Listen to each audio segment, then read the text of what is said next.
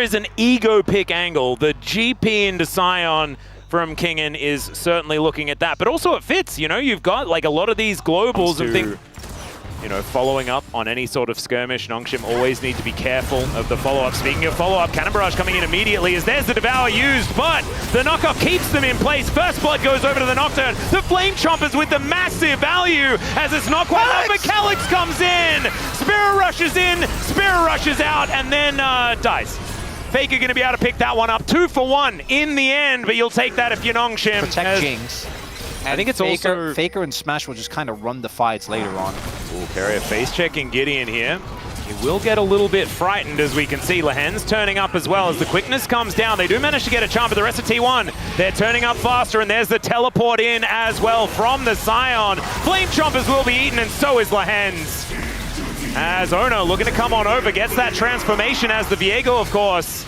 And Gideon now underneath the turret, but I don't know whether he's out of dodge just yet. Jiu is there. And Carrier not going to go in for any more. Smash looking to pick up this minion wave and crash another one forward as Cannon Barrage still there from Kingen. They need to dive because this is very costly. No one is matching Kingen right now. Faker's on his way, but we'll see if this works. Yeah, Cannon Barrage. Oh, right on the edge of the queue, and down goes the Nocturne in the blink of an eye. Ono now gets a turn to be the... That's going to be Feats going over to T1. Yeah. So turret going to be secured. Doran upgraded shoes coming on in there. As Lahen's, you can see, really wanting to find an angle. They dive onto Carrier, who does have the gray health, eats it, and still goes down. The train is going to land. Massive double knockup. Super Mega Death Rocket comes in, but Smash is going to get CC'd by Lahen's. One more auto required, but look at this. T1, they just say, we've got a train, and we will just run you over. No! And you cannot even get it. Oh, no. That is insult meeting injury. That is an ace, and T1 take full control. Doran actually saving the game there. Yep. Oh, man. That's where Next we're at. Next best is Nongshim plays up to T1, and T1 is still able to put them down. As Faker in this side lane here. Kingen still going to be, you know, that skill well. There is the Kaisa, which eventually does get to the point where if you can get access to Jinx and Kench isn't near, you can blow her up. Oh, Kingen's found Doran. Kinda. Well, actually, he's taken real damage. In comes the Kaisa to try and help out as well as the barrels are connecting. He just wants to get to a good position, but doesn't have the ulti anymore. As the knockup comes down, but he is still going to die, ladies and gentlemen. The trial is by fire, and he has not passed. So the Sion is killable. It just requires sort of everyone and a whole bunch of time. Even gets the cancel on Kingen's back there. Kingen does FTP, and now a vision trap being set up by T1. They're faking an Adagon take. As Faker does turn up. And they have to be a little careful Alex here. Away, yeah. Lahen's going to get engaged on, and there's the chain CC. The Rakan nowhere to go, although does at least manage to get an ability off, but that is going to be Ona securing the kill. Turns into a Rakan of himself, and will be able to now look for the Adakan as this outer turret does fall, but the Adakan will do the same thing, and this is going to give them a whole lot more as well, as all of these blood petals come on through. They get all the experience, and all of the Faker is going to be able to avoid barrel damage. Yeah, we're looking at, you know, Hail Mary barrel, not the player.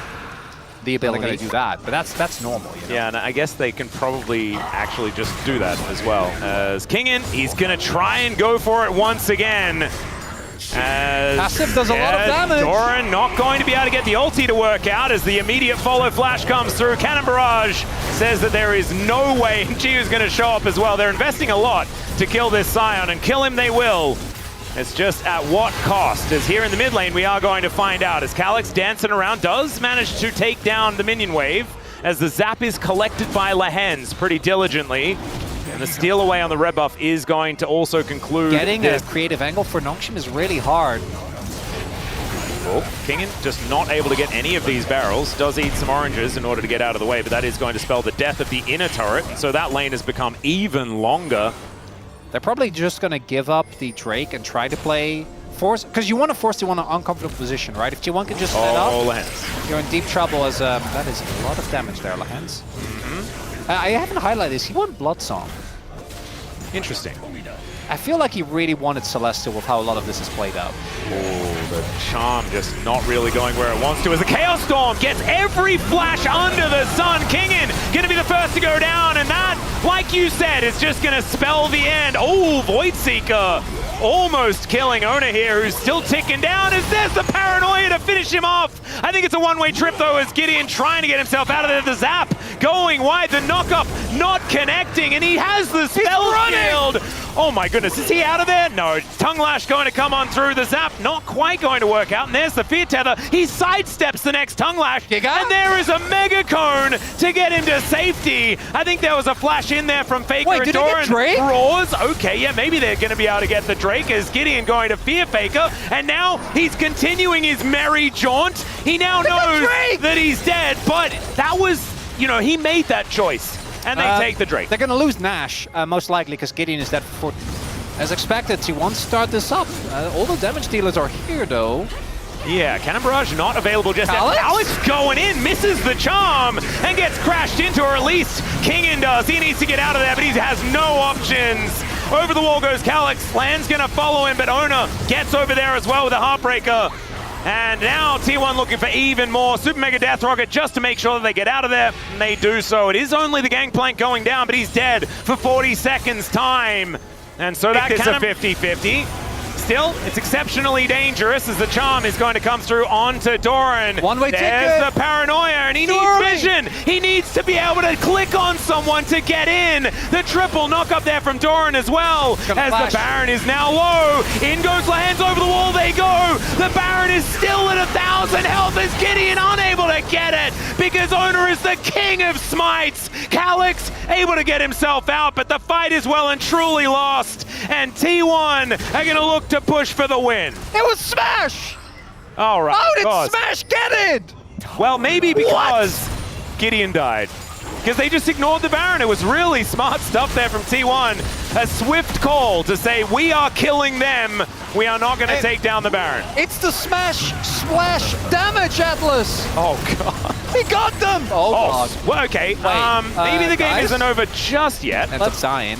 Yeah. And now that gold lead has gone to a nigh insurmountable level. Although, it's only mid-inhib. I'm trying to cope at least. Okay, got it. I got nothing. I think Doran can actually just walk up, tank all 5 of them and the turret, and then T1 kills the turret. I thought that on site, and it was never true. But they didn't have the rest of T1 backing me up there. I feel like it might have helped. Yeah. Just having a look at how many bits of health bar he has, you know? And they're just guarding this siege minion. So 30 seconds to clear out vision where he can. And Doran's doing it. He is making the play. Yeah, where he just walks up, tanks the turret, minions stay alive, and the second inhibitor is going to go down. Nongshim, it's up to them to try and start a fight here. And they do have all done, but we need to now take this moment to try and see whether there are any angles, even if there are not. As it's, yeah, 8,000 gold is a pretty big deal, and it's the Jinx mainly that has most of it. 2.8k is really just ludicrous. He's got a GA as well as an extra cheeky BF sword because he can. You need to get through GA, barrier. Flash will probably be up by the next fight. Oh man, there's just more and more copium images on the prompter right now. Oh my God. They're really spamming those. They really like load them up. As Lahen's just taking a cue for fun. It's bait! Oh no. Yeah, well, they do manage to get a charm onto Faker, who just goes golden.